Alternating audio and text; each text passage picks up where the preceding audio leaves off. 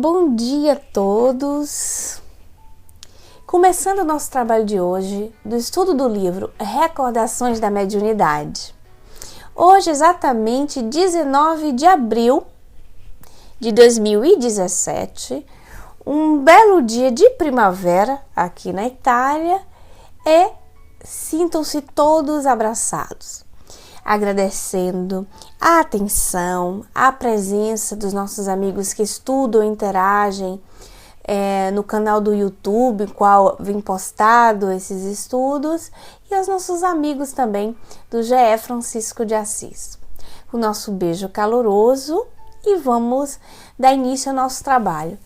Como nós falamos da Dona Ivone do Amaral e também da obra máxima na qual ela psicografou, que era Memórias de um Suicida, que é do espírito Camilo Castelo Branco, tá bom? E aproveitando que esse áudio é um áudio que vai para YouTube, é um áudio que roda, vamos dizer assim, graças a Deus pela generosidade de vocês, Vocês passam adiante também. Nós queríamos falar um pouquinho sobre a defesa da própria vida, para quem estiver escutando, para quem tiver com dúvidas sobre essa temática. Nós sabemos, Dona Edna, não sei se a senhora ouviu falar, tem uma nova brincadeira infeliz pelas redes sociais, que é uma brincadeira, que de brincadeira não tem nada, que se chama Baleia Azul, na qual está seduzindo os nossos jovens com brincadeiras. Eles fazem, vamos dizer assim, fases desse jogo, que são 50 fases de autoflagelo, de autoterrorismo, de enfraquecimento do psicológico, até chegar no suicídio, Uma brincadeira, um jogo que começou na Rússia, e que está, infelizmente, passando adiante aos jovens do Brasil, aos jovens na Espanha, nos Estados Unidos, e também chegando devagar aqui na Itália. Então, nós daqui da parte da Itália, nós escrevemos um artigo em língua italiana, estamos divulgando esse tema para que nós possamos estimular as pessoas a se posicionarem e não ficarem mornos perante essa questão e nem tampouco se sentirem, vamos dizer assim, enfraquecidos ou ninguém para posicionar-se, já que uma andorinha só não faz verão, mas nós possamos somar forças juntos, Então, abordar o tema, falar disso, falar com os nossos jovens, estimular os nossos jovens a entrar no coração dos seus amigos, a entrar na própria sociedade no qual eles convivem. Os jovens mais equilibrados ajudam aqueles, principalmente nos grupos espíritas, vocês que são formadores de grupos espíritas, vocês que frequentam centros espíritas no Brasil, para vocês que trabalham com evangelização de jovens ou participam da própria juventude, falar bastante desse tema para ontem. Isso a gente não pode esperar fazer um esquema pedagógico, a gente tem que, na dúvida, cura, orar para Deus, se inspirar e se colocar no trabalho e passar adiante essa temática para que, ao menos, na cabeça dos jovens que não têm esse contato mais direto com a temática, da vida que continua depois da morte, da responsabilidade em deixar abandonar a vida material, em o encontrar do depois, a somatória de responsabilidade disso aí, que nós possamos, dos adultos, das pessoas mais anciãs ao jovem, levar adiante e deixar de timidez. O espírita não pode ser tímido, o espírita tem que colocar luz, não embaixo do alqueire, mas bem visível, porque é isso que o Cristo espera de nós, e abordarmos o tema sem medo.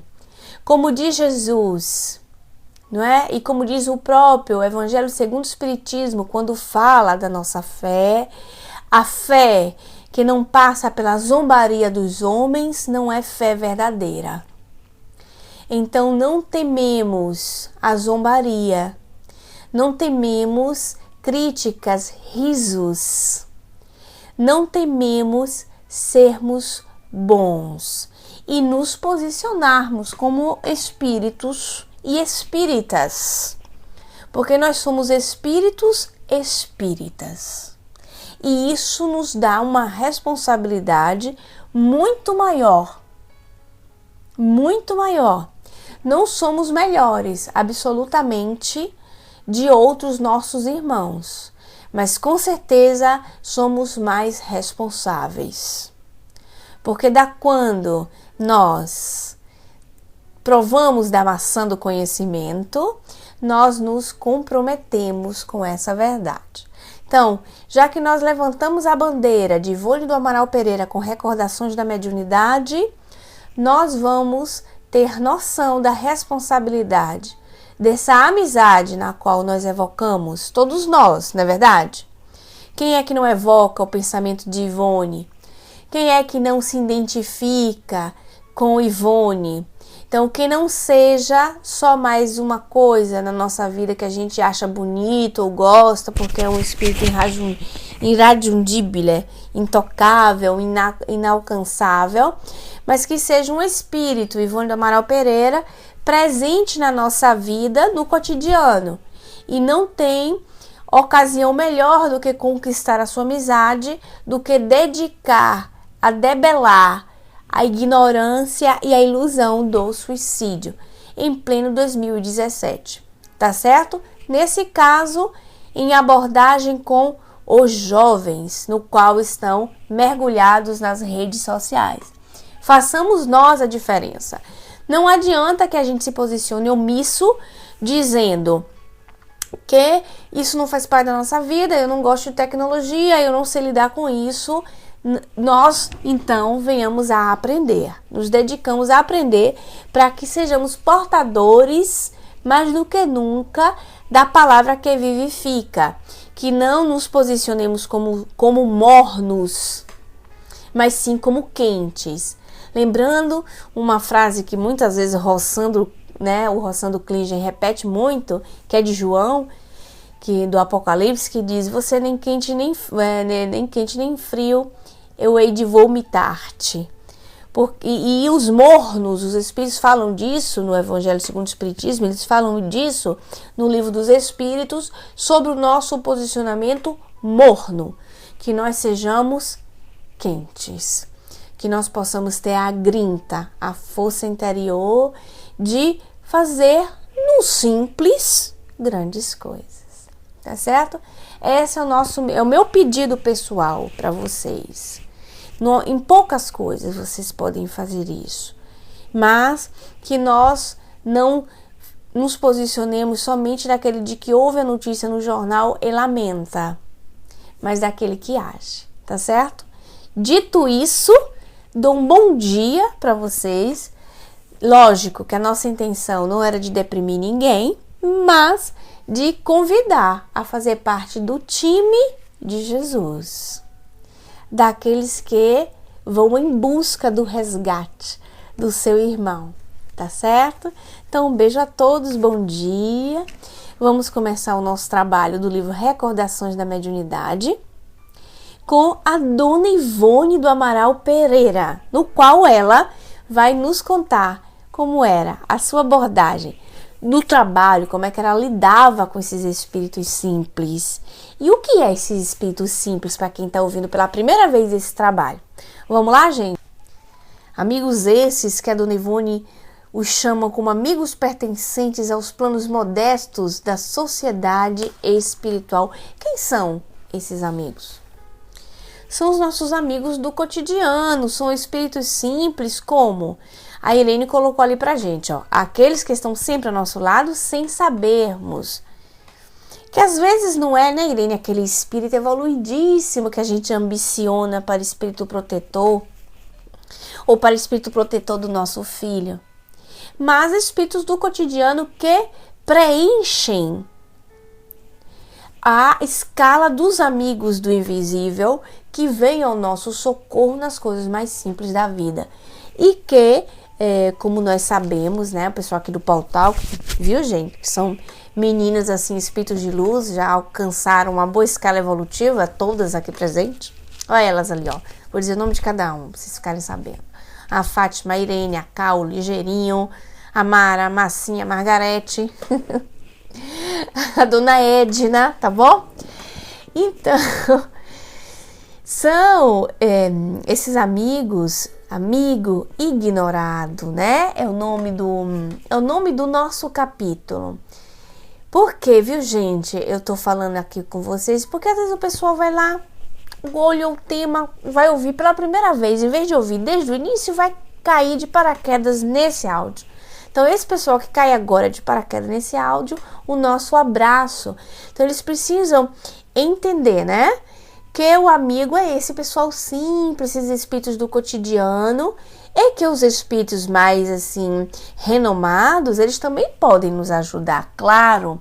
Mas nós temos que evocá-los, nós temos que nos interessar pelos temas nos quais eles se dedicaram em vida, para que nós possamos conquistar, merecer a atenção deles.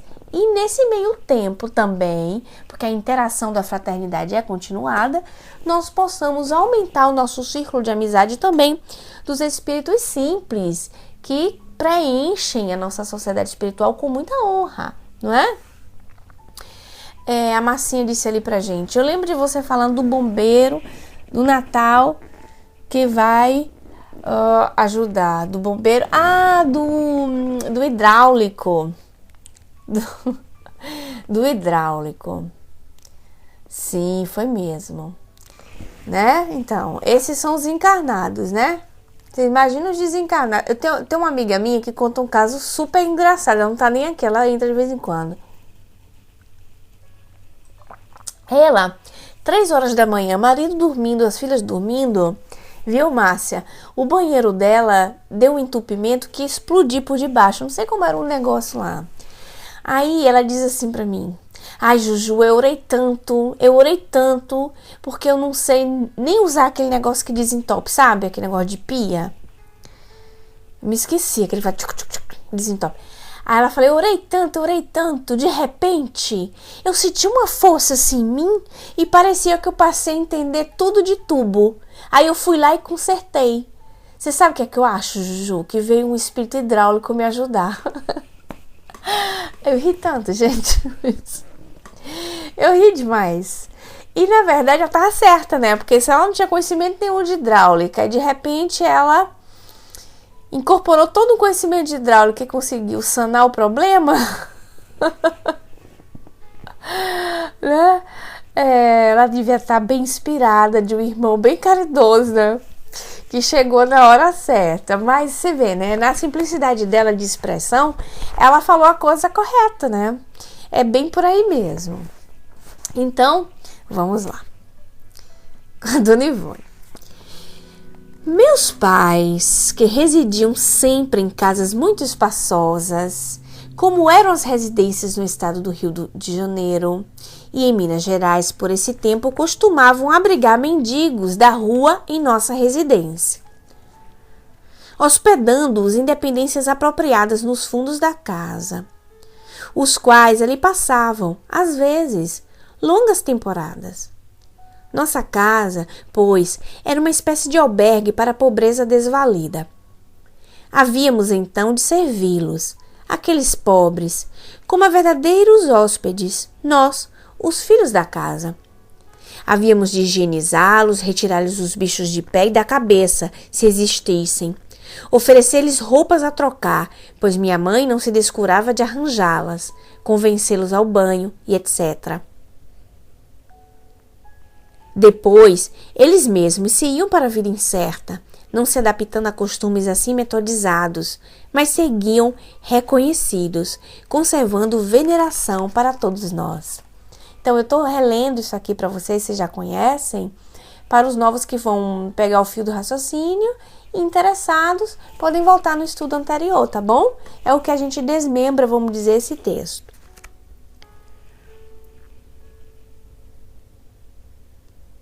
Quantas vezes meu pai regressou à casa à noite trazendo em sua companhia uma ou duas famílias de pobres desabrigados, que encontrava pelas calçadas das ruas ou da plataforma da estação ferroviária, as quais ficavam conosco até que ele próprio conseguisse trabalho para o chefe e morada para a família. De uma feita, certa mendiga, meia cega, aqui começa a parte nova, né? Certa mendiga, meia cega, sinhá Ritinha, demorou-se em nossa casa, acompanhada de um filho menor, durante 1 ano. Tomou ascendência incrível sobre o caráter delicado e submisso da minha mãe. Era orgulhosa e autoritária, exigindo as refeições a horas exatas, antes mesmo da mesa da família, e escolhendo o cardápio para o dia seguinte, no que frequentemente era atendida por minha mãe, que em tais pessoas via personagens com direitos ao trato amável concedido aos demais hóspedes.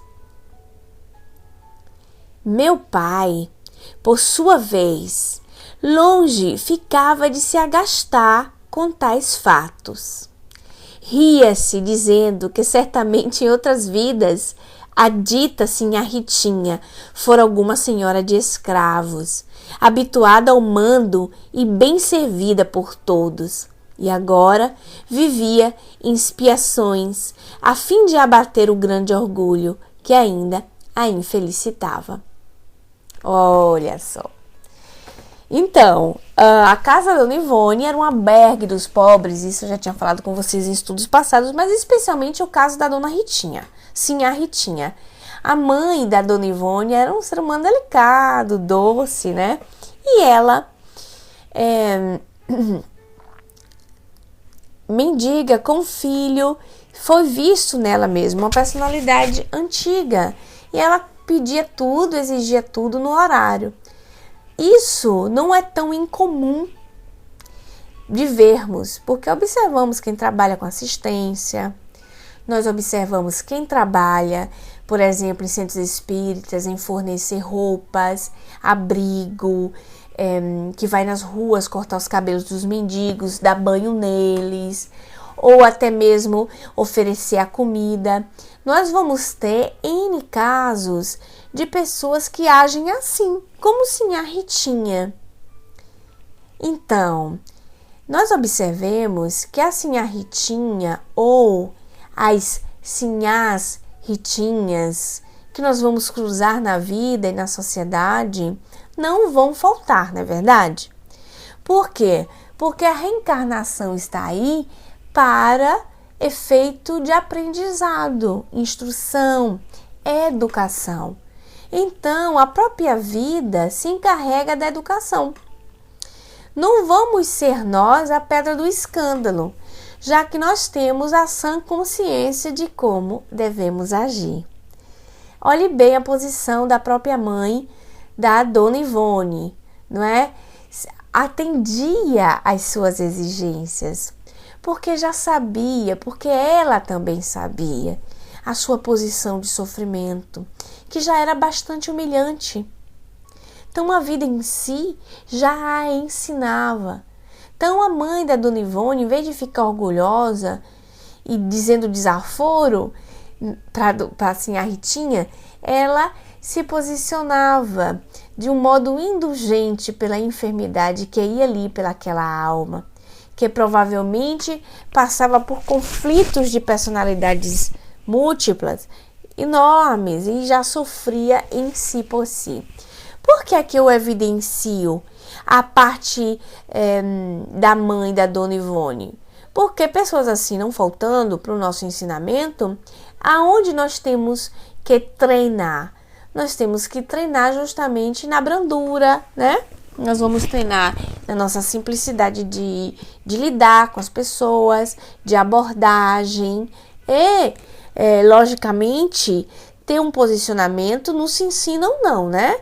Lógico, nós vamos ter uma postura educativa, mas sem infligir no sofrimento da pessoa.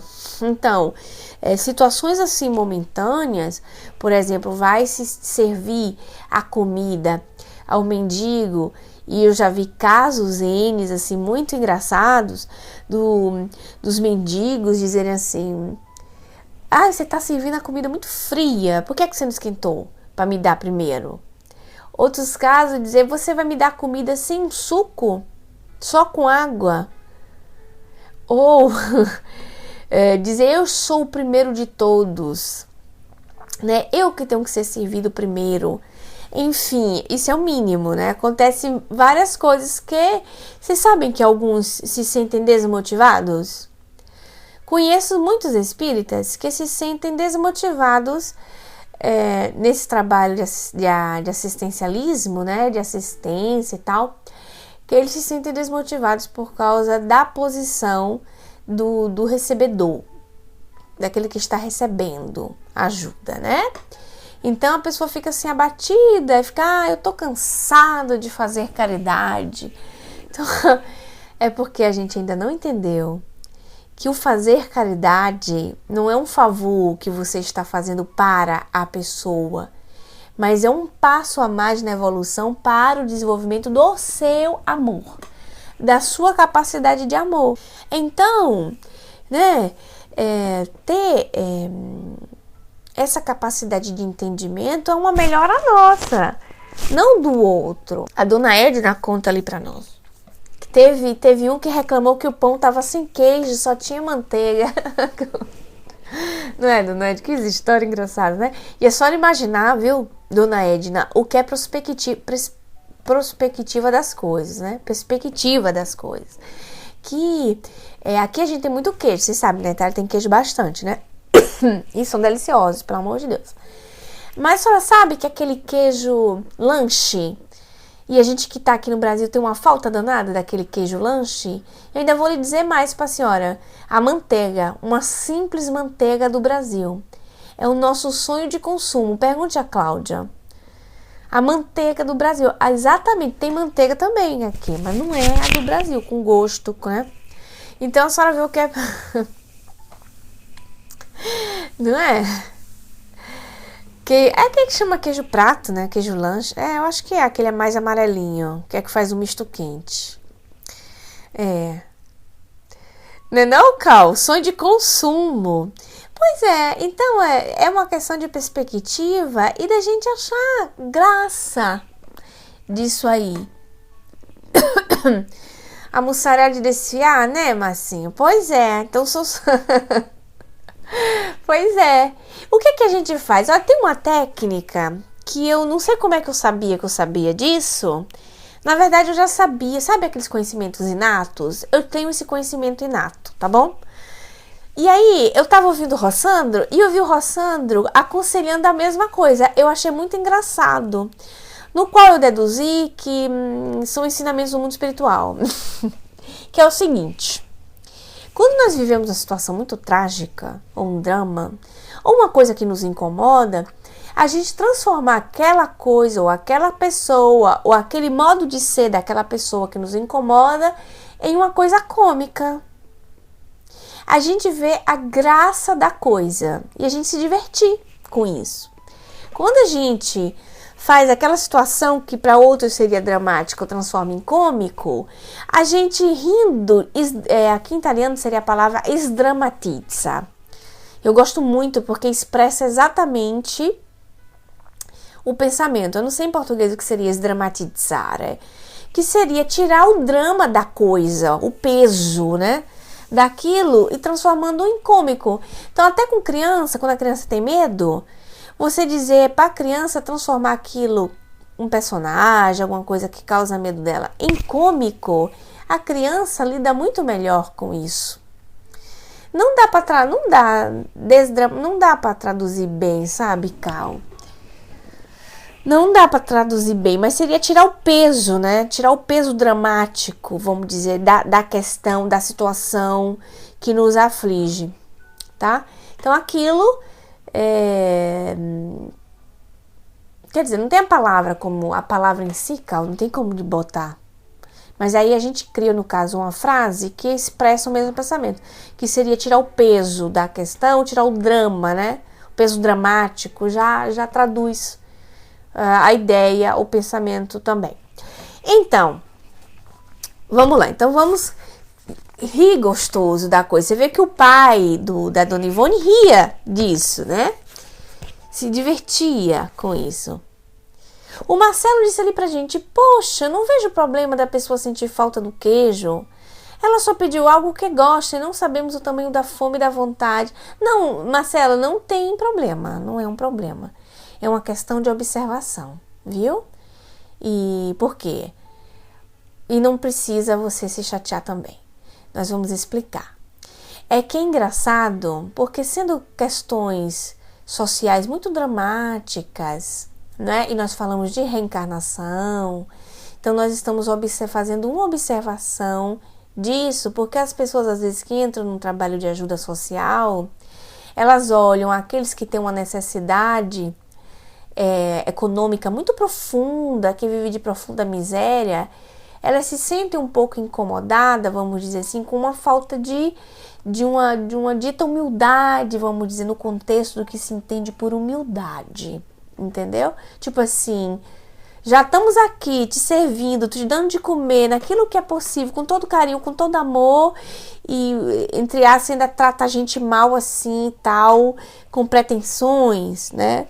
Vamos dizer. Então, é nesse sentido, tá certo? Por exemplo, quando a gente lida com criança, no nosso contexto de classe média, que tem todos os alimentos, né?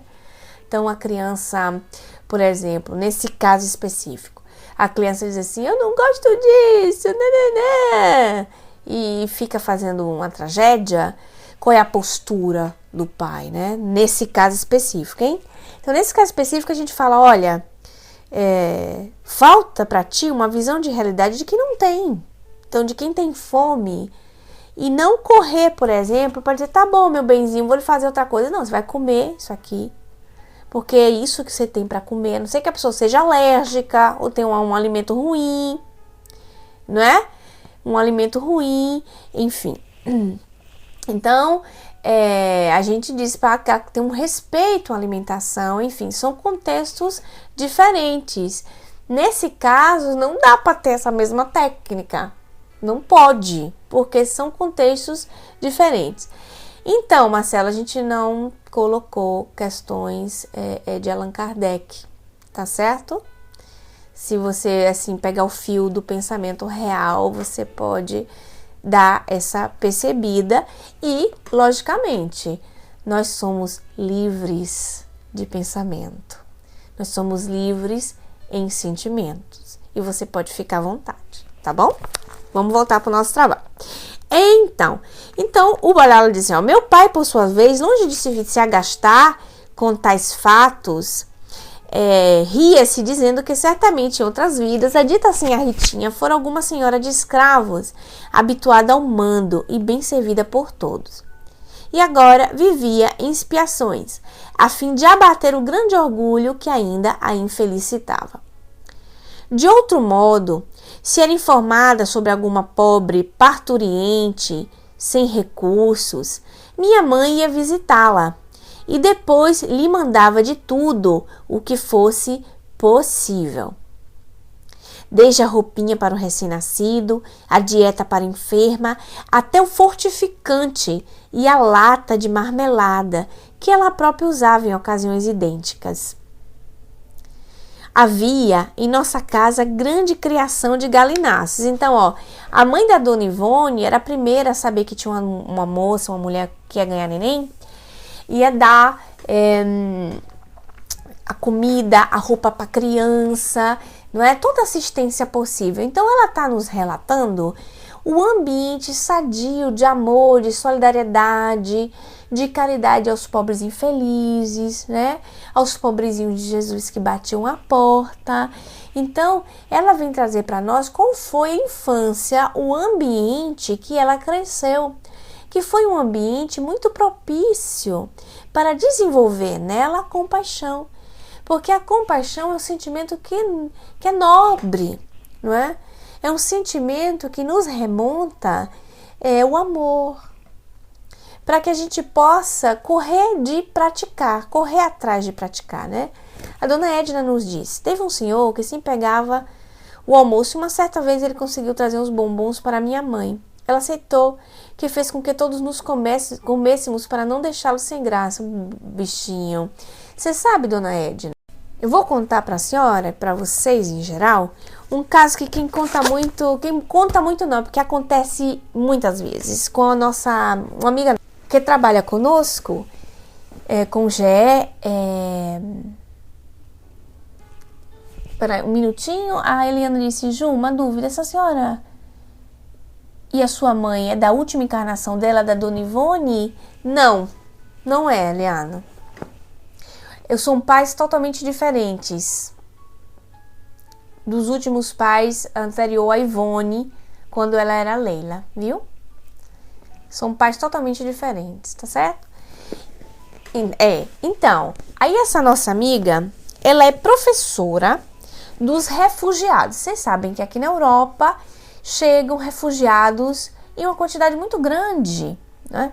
Então eles chegam, por exemplo, em maioria, em navios que vêm da África e aportam na Sicília, na Itália, eles vão distribuídos pelo resto da Itália. É uma confusão danada. Quem fica, quem não fica, quem fica. Outros atravessam a Europa a pé para fugir da guerra.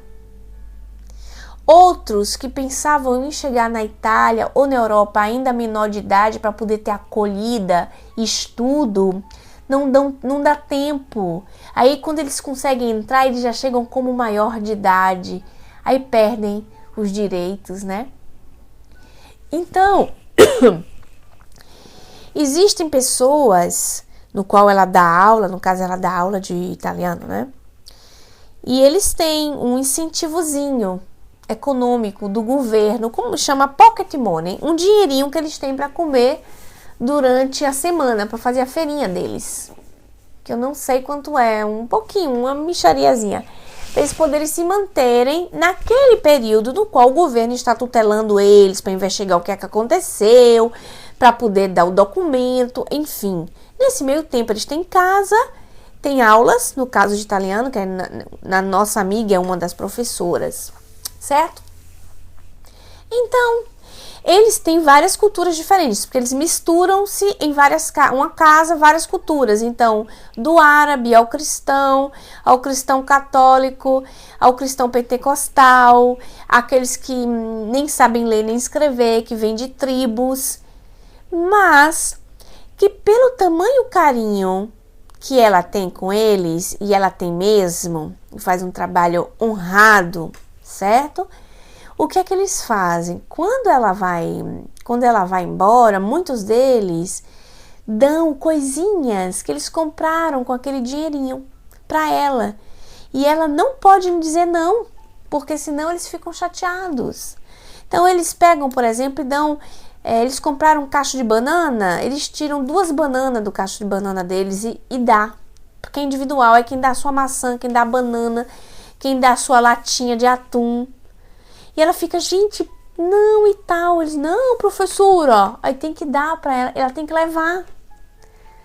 A alegria que eles têm de dividir o pouco que eles têm, né, com aquela professora que é muito significativa para eles. E que virou uma mãe. É uma mãe, ao ponto que uma boa parte deles a chamam de mama. Não é? Então ela virou mãe. Então, educa, ensina a questão de higiene para eles, ensina questões de civilização. Então, ela é muito mais do que uma professora, entra muito nesse contexto no qual nós estamos falando. Da Dona Ivone, da mãe da Dona Ivone, vocês estão entendendo? Então, às vezes ela brinca e fala, Ju, olha aqui, o óbolo da viúva. Então ganha-se esse presente. E a Dona Ivone vai contar outros casos parecidos com esse, que estava fazendo o bem. O pai e a mãe dela faziam o bem, daqui a pouco o povo devolvia em presentes. E é um presente de extremo valor, né, Dona Edna? Porque eu vou contar a parte espiritual da coisa. Vocês não contam pra ninguém, tá bom? O que acontece com isso, seguindo essa lógica? Vocês têm noção que cada irmão desse tem pessoas espirituais que tomam conta delas? E que nós somos tutelados porque somos filhos de Deus? Vocês têm noção da quantidade e número de espírito conquistado? Um monte, né? Um monte. Vocês sabem que quando ela sobe para dar aula, sobe aquelas mães negras lindas africanas vestidas com ela? Olha, que coisa, né? Mas isso aí nós vamos observar como funciona direitinho estudando exatamente esse capítulo. Nós vamos observar qual é o funcionamento da ajuda do amigo ignorado. Como é que funciona? E como é que nós temos que nos posicionar em circunstâncias tais? Vamos lá? Vamos lá. De outro... Aqui, peraí que eu quero pegar o lado certinho.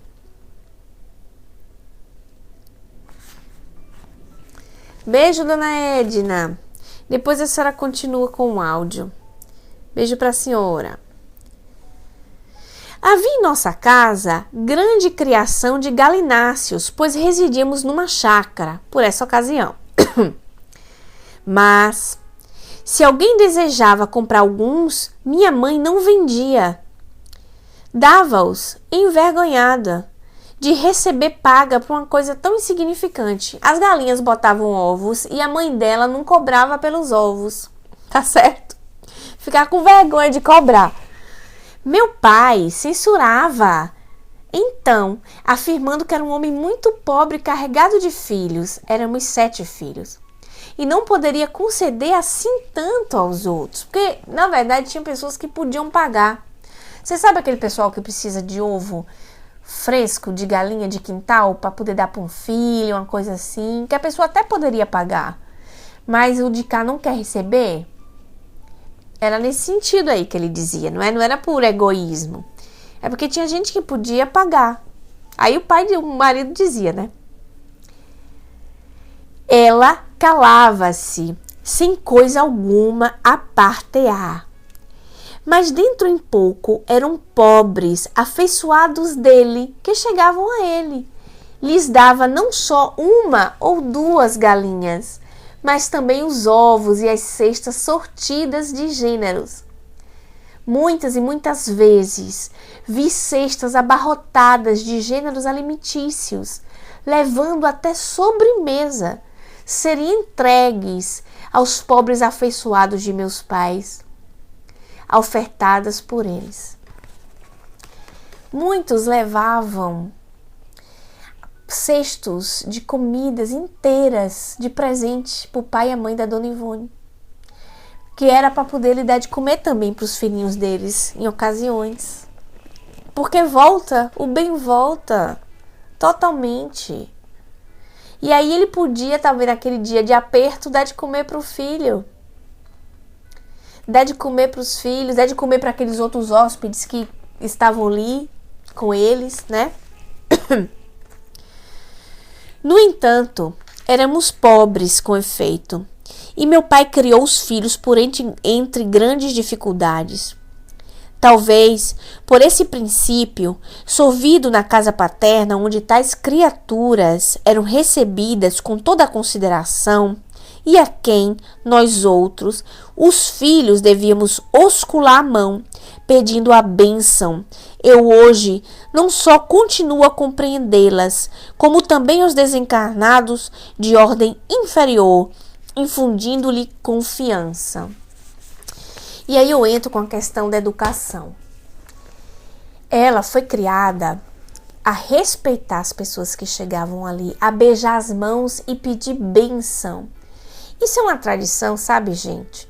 Que nem todo estado, hoje em dia não existe mais, que ficava muito marcado em nós. Então, por exemplo, lá na Bahia, da minha geração, vamos dizer assim, anos 60, anos 70, tinha muito isso, principalmente no interior, sabe? De ter respeito pelos mais velhos, de dizer mesmo benção avó, benção avô, e de beijar a mão, e de chamar de vô e vó as pessoas mais velhas, para não ter que chamar pelo nome, e de chamar de senhora, de ter uma respeitabilidade pelas pessoas mais humildes. Isso é muito do nosso povo, sabe? Então isso é muito marcado pra gente. Eu não sei todos, mas o povo nordestino em si, e o baiano muito, porque eu vou ter que dar testemunho mais forte da minha terra, e principalmente no interior, ele é muito marcado dessa tradição, sabe? Do respeito do mais velho, do respeito do indivíduo, nessa geração, insisto em dizer. Então isso tem um peso muito grande no nosso comportamento, no comportamento de servir, de dar, e isso é de extremamente importância para nós, porque isso fica registrado. Vocês imaginam que a educação, ela é absorvida pela criança e pelo jovem com a repetição. Nós sabemos disso, né? Tanto é que a gente fala assim, meu Deus, quantas vezes eu tenho que repetir isso para você, menino? Muitas vezes. Porque eles aprendem com repetição. Porque aquilo fica ecoando dentro deles. Ecoa, ecoa, ecoa. Quando chegar num momento que não estiver sob o nosso olhar, sob o nosso cuidado, sai aquele aprendizado. Então é um trabalho de repetição mesmo. Chega a ser cansativo, e é cansativo. Mas dentro do ser, dentro daquele espírito, dentro daquela psicologia milenar, é necessária a repetição. E agora peguemos a Dona Ivone, um espírito que veio de uma classe social nobre anteriormente, no qual foi servida de toda maneira, com aias, empregadas, que não fazia nada de doméstico, e que teve que reencarnar em séguito a um problema de desencarnação violenta através do suicídio, certo? Em um contexto desse, pobre, difícil, mas que ensinavam altos valores de humildade, de simplicidade, na convivência do pouco, na condivisão, no ter que pedir benção e beijar a mão dos mais velhos, inclusive dos negros. Em uma sociedade que há pouco tempo antes era escravocrata. Vocês imaginam? Era uma situação bem difícil, né? E muitas vezes nós nos encontramos em contextos humildes, no qual nós temos que fazer trabalhos humildes e não entendemos que é uma mensagem de Deus para que a gente aprenda a humildade, a simplicidade. Porque preenchemos... Você sabe como é um indício de você entender? Quando você faz um trabalho humilde, aquilo te incomoda. Quando você faz um trabalho humilde e aquilo te incomoda muito, é porque você está precisando ter uma educação mais profunda naquilo ali. Conhecer a verdade nos libertará, não é conhecer a reencarnação, mas reconhecer a sua dificuldade e trabalhar nela. Trabalhar a humildade. Quando você conhece que a pessoa está sendo só provada, é quando ela passa pelaquela dificuldade e ela louva a Deus. Quando ela se sente humilhada, quando ela chora pela humilhação, quando ela se sente diminuída, enfim, todos esses sintomas que vêm do orgulho, dá-se a compreender em que papéis você andava, em qual avatar, em qual corpo, qual situação você andava vestido socialmente. Não é? Através da aceitação ou não aceitação de tal circunstância. Então, a Dona Ivone cresceu num ambiente totalmente diferente daquele no qual ela foi crescida anteriormente, quando ela era filha de Charles. Nesse contexto, vocês imaginam que a mãe da Dona Ivone, quando ela não era Ivone, era Leila, era uma mulher totalmente ligada às coisas da vida social, das futilidades do mundo social, da riqueza. E aí, ela reencarna com o Avatar Ivone. Eu adorei essa coisa Avatar, gente, tenho que admitir. Reencarna com o Avatar Ivone e tem que conviver com uma mãe totalmente diferente de caráter. Sabedoria de Deus, né? Muito interessante isso. E vocês imaginam que toda aquela vivência da Dona Ivone fez com que ela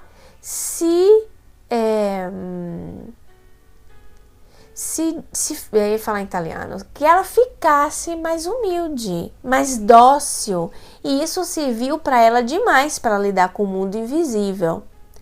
Não só a Dona Ivone como autodidata, porque ela estudou até a 4ª série, e era intensamente inteligente e intelectual, porque estudava sozinha, nos livros, sem frequentar os bancos das escolas ou os bancos acadêmicos, certo?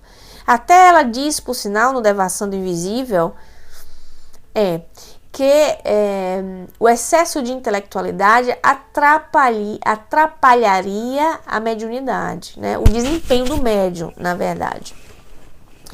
Então, sendo autodidata, fluiria melhor. Eu acho que por causa da questão da humildade, porque os títulos causam muita vaidade, e a vaidade que vem sempre do orgulho é o nosso grande motivo de queda, não é?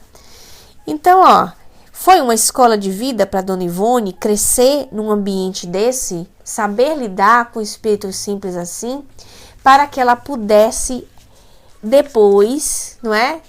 Na sua experiência mediúnica, olha que maravilha, abraçar com carinho os espíritos simples, mesmo distinguindo eles. Porque não é porque é espírito e nós sabemos que nós vamos seguir os conselhos a 100%, não é? Nem tudo aquilo que eles nos dizem, só porque eles são espíritos. Nós vamos ter que ter uma ascendência moral conquistada com eles, mas não significa desfazer deles como filho de Deus. Jamais. São coisas distintas. Não acolher tudo que é comunicação espiritual, não ser de acordo com toda a opinião do espírito, como também não devemos ser de acordo com todo palestrante espírita. Ele pode ter o título que ele quiser, ele pode ter o livro escrito que ele quiser, ele pode ter psicografado. Se conhece árvore pelo fruto, não significa que nós temos que nos identificar com o pensamento, porque nós somos seres inteligentes e podemos distinguir, e nós devemos distinguir o joio do trigo, pensando pelos nossos próprios neurônios, vamos dizer assim. Então, o mesmo critério que nós temos que ter com os espíritos, nós temos que ter com os homens. Certo? Vamos lá. Todas essas personagens são sensíveis à nossa consideração. Esse personagem que ela se refere, bom dia Gilda, bem-vinda. Todos esses personagens que ela se refere, viu pessoal, são os espíritos, no qual ela está tentando trabalhar o pensamento conosco. Todas essas personagens são sensíveis à nossa consideração. Gostam que lhe dispensemos atenções, que conversemos os seus assuntos, que nos riamos juntos. E não havemos a demonstrar-lhes altivez nem muita compaixão. Devemos ser naturais para com eles, desculpar-lhes a miséria e os erros sem falarmos deles.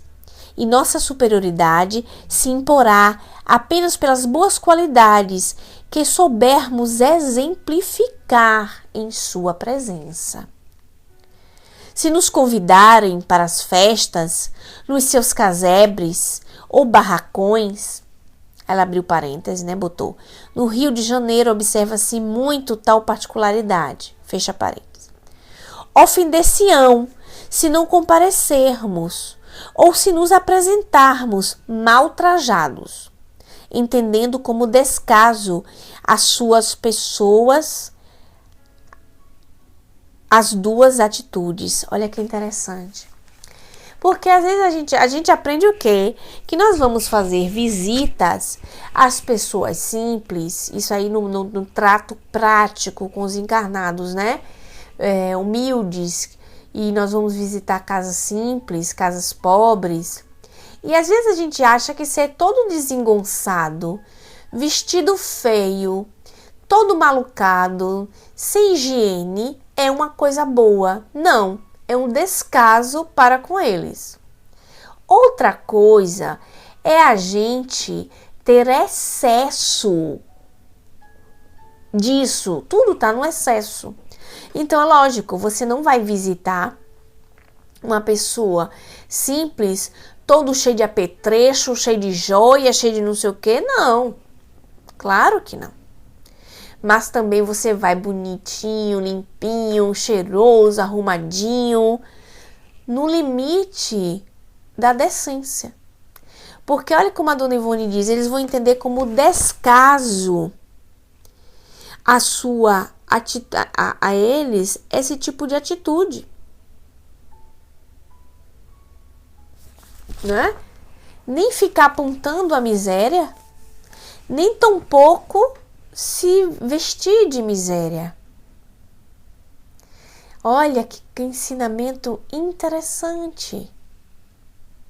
Porque o que é a questão? É o excesso. É todo o excesso. Então, se nós vamos visitar pessoas simples, nós vamos estar simples, mas arrumadinho. Porque a pessoa simples também gosta de estar arrumadinho. O que a gente tem que estar desvestido para chegar em lugares assim? No que nós temos que estar desvestidos realmente? Deixa eu ver. Muito bem, nós temos que estar desvestidos de arrogância, de orgulho, não é? De soberba.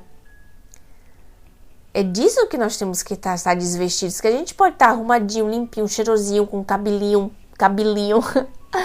penteadinho e ser super simples. Uma certa feita, o Dr. Sérgio falou disso, numa coisa dessa.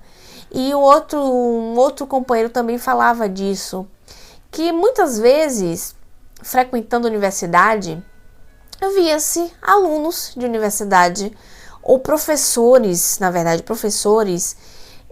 de grande conhecimento acadêmico, vestido de chinelo, ou com os pezão assim de fora, com as unhonas de fora, de short, tudo largado, e ia dar aula. E aquilo não era sinal de simplicidade. Desleixo não é simplicidade. Desleixo é outra coisa, não é? Eram pessoas totalmente presunçosas, orgulhosas, soberbas da intelectualidade delas, que pisavam em outras. Então não era aquilo. Então nós temos que ser desvestidos de arrogância, orgulho. Nós temos que ser simples. Aí sim, Vamos lá. Dentre aqueles pobres agasalhados em minha casa paterna, destacavam-se duas negras anciãs que haviam sido escravas durante a juventude. Olha o que ela vai contar para nós. Tão grande era a afeição recíproca existente que ambas não saíram da casa de meus pais, senão quando estes deixaram Torrão Fluminense para residirem no estado de Minas Gerais. Chamavam-se Delfina e Germana e eram cunhadas, ao passo que meus irmãos e eu a tratávamos por titias com imenso prazer. Com que satisfação as servíamos, levando-lhes o prato das refeições numa bandeja forrada com guardanapo bordado à linha vermelha, e com que interesse as ouvíamos discorrer sobre os costumes do cativeiro e lhes aprendíamos as canções doloridas que solfejavam para que também as aprendêssemos, canções que lembravam a triste odisseia da escravidão. E com que respeito osculávamos as mãos de ambas, pedindo-lhes a bênção pela manhã e à noite. Meus pais haviam recebido dos seus ancestrais os mesmos ensinamentos e mantiveram, por isso mesmo, costumes patriarcais em nossa casa. Impunham-se e eram obedecidos, mas era bela nossa vida, apesar dos espinhos que muitas vezes nos feriram. E tudo quanto aqui relato se estendeu entre a sua prole, mesmo depois do passamento de ambos. Que lindo, não é? Então, era patriarcal porque o pai dela tinha autoridade, ascendência moral em toda aquela situação, mas com justo valores dignos de moralidade. Olha que coisa linda, essas duas senhoras, Dona Delfina, que gracinha, e Dona Germana, que ela beijava as mãos, ela e os irmãos, que serviam elas em bandeja com todo carinho, que aprendiam músicas do cativeiro negro, do sofrimento dos nossos irmãos, na época que talvez nós e nossos ancestrais escravizavam. Que humildade, que beleza poder beijar a mão dos nossos irmãos negros, com honra, porque nós sabemos que os nossos avatares, que os nossos corpos, que as nossas cores não representam o nosso espírito, mas simplesmente fases de uma só vida, fases de uma só posição, porque vive-se a cada vida uma só. Às vezes nossos irmãos dizem, mas a vida é uma só, realmente o é. Porque eu sou hoje Juliana, hoje Cláudia é Cláudia, hoje a Irene é Irene, mas ontem nós somos tantos. E os nossos corpos, os nossos vestidos foram deixados para trás através da nossa própria experiência. Os nossos corpos foram deixados para o passado, mas que a história represente aquele exemplo no qual a gente vai se espelhar para modificarmos. Por que então um livro marca o tempo? Porque uma Ivone do Amaral Pereira marcaria a história do espiritismo? Porque hoje nós estamos falando de questões vividas no início do 1900, utilizando para o nosso espelho de hoje, para a construção do nosso presente mesmo, e para a colheita do futuro. Falar de Ivone do Amaral Pereira, falar de recordações da mediunidade, não é só falar do fenômeno mediúnico que acontecia através de uma mulher. Não, não é só isso. Senão seriam mais histórias bonitas como as novelas os são.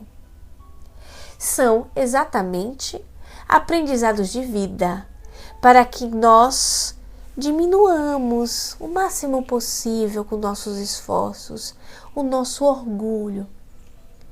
a nossa pretensão de sermos melhores, que nós possamos tirar do centro dos nossos pensamentos a nós mesmos e colocar-nos a Deus, para que possamos desenvolver e desfrutar o potencial maravilhoso que temos. Convido-os a uma prece final, concluindo nosso estudo, agradecendo a Deus a sua grande misericórdia, ao Espírito Divino do Amaral Pereira e a todos os outros que trabalharam com ela em 84 anos de vida. Muito obrigado, meu Deus. Abençoa-nos hoje e sempre. Que a luz de Jesus possa chegar entre nós, mas dentro de nós, operando a transformação necessária. Que assim seja, que Deus nos abençoe sempre. Graças a Deus.